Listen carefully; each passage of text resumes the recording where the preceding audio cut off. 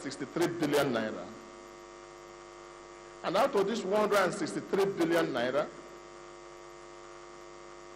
over 60% to 69% will be struggling with recurrent payment of teachers' salary, payment of workers, civil servants. And we had little or nothing, frankly speaking, to run government, if not for the fact that we're able to close down all the loopholes of corruption. Again, if you look at what we actually have to work with, in precise cash terms, was not more than 25 billion naira. But let me go back and show you the State of Imo account. If you can look on that, at that screen, on you, the big screen there, you could see that Abia, Imo, has 168 billion for the past 3 years. The other state very close to me, Akwa Ibom has 811 billion for the past 3 years. And Abia has 165 billion. Anambra for 3 years only, I'm not talking about 7 years. I've been in office for 3 years alone, not 7 years, not 8 years. Anambra has 165 billion. Ebonyi is the smallest in the southeast, 119 billion. And Enugu has 154 billion naira. So you could imagine that if you add up the money that comes from federal government of Imo, Abia, Enugu, Anambra, Ebonyi, and Imo, put it together, is not up to what one state, Akwa Ibom, collects in 3 years. And if you add what you call the IGR of Imo State is probably one of the poorest, because I felt we should not tax the KK people and tax the poor innocent people when we have not provided for them dividend of democracy. But places like Akwa Ibom nest about 3 billion naira monthly. So if you add that, Akwa Ibom has over 1 trillion naira in 3 years, while Imo State has 168 billion naira in 3 years. Now, so the states that actually we should be compared with should be Anambra, Abia, and Enugu in the real sense. And out of this 168 billion naira, over 70% goes to the current. So if you check in the real sense, Imo State was working with amounts less than 45 to 50 billion naira for the 3 years. It is true that we inherited a 13.5 billion naira bond by the previous administration, who also collected 6 billion naira 1 month before the election, which we have paid off. We also made a loan of 16 billion, which we have also cleared. Total loan paid by this government is about 26 billion. And we have now indebted in our restructured loan only about 15 billion naira owed by any state. And let me say this, it is not true that I borrowed 100 billion or 200 billion. I'm aware that some states have borrowed 500, 600, 700 billion, but it's not true that I borrowed that amount of money. And I challenge every bank in Nigeria who claims so to write me, because Imo State is not owing more than 15 billion across the whole world and the whole nation, despite the fact that we have borrowed, we have paid to 6 billion naira, and we pay 6 billion naira, and we're also paying 359 million naira every month against the bond which was taken by my predecessors, and that money is deducted at source at Abuja.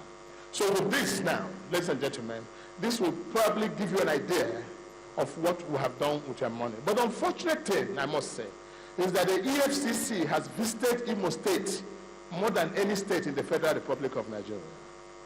And EFCC, I'm sure, has never been to Akwa Ibom or been to Delta or as much, and some of these states that are really where the money is.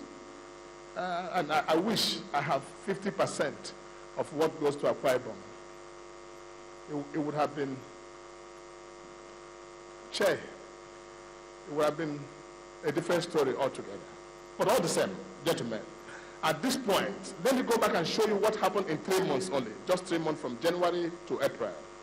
In 3 months to January to April, Imo State, total of what we collected is 17 billion only, while Akwa Ibom took 84 billion, Abia had 17 billion, Anambra 16 billion, Ebonyi 12 billion, Enugu 16 billion.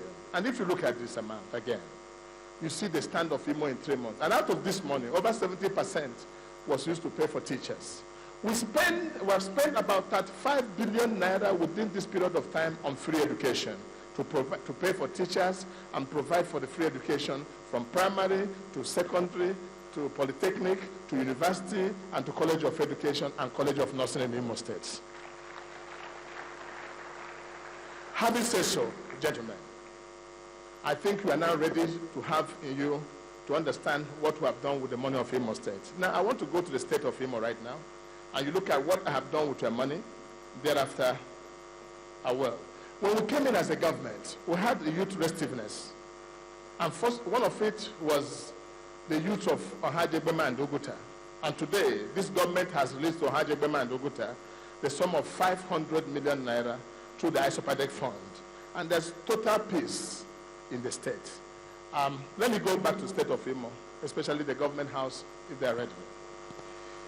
Now, in order to that also, many people have wondered how we're able to fund the free education. And I'm going to explain to you now that it's not a secret. It's simply a vision on how we can do that. And I want to thank the states that have come to Imo State to borrow a leave on how free education can be conducted. Because for me, it is no longer important drinking champagne. It's no longer important building houses for your children. It's no longer important saving money in account for your children. The best asset you can bequeath to your child is education. So education to me is key, and I'm education crazy. We also would like to intimate to you of our local governments. Our local government have been such very functional local governments that for the first time in the history of Imo State, we saw local governments doing close to 1,000 kilometers of roads. We saw local governments in partnership with state government building over 305 schools, building hospitals. That has never happened before in the history of Imo State. If I can have the slide on the state of Imo, thank you and God bless you. Now, with this gentleman, many had wondered whether actually that some of these projects we are doing, because I hear several comments that the projects we are doing were not paying the contractors. It is not true. There's no contractor in Imo State who is not either fully paid or 75% paid. Even when the issue of rural roads came, most people had written on page of newspaper that the contractors were not being paid. And it took my trip to all the local governments to expose all the contractors that actually the contractors have been paid, but some of them have not performed. And that was what led us to the arrest of all the contractors who has failed in their contracts. And we have set up a committee with the Commissioner of Police, Director SSS, Civil Defense, as members of this committee to fish out those who have not completed their road project, because there's no contractor that we have not fully paid. And some have also said that the roads we are doing is not quality roads. And I've called them to show me one road that is bad road, and no one has been able to show Rochas Okorocha any bad road. So political propaganda will not help us. Let us appreciate to say what is good is good. Let's go to Imo State, gentlemen, at this moment. First is the government house of Imo State.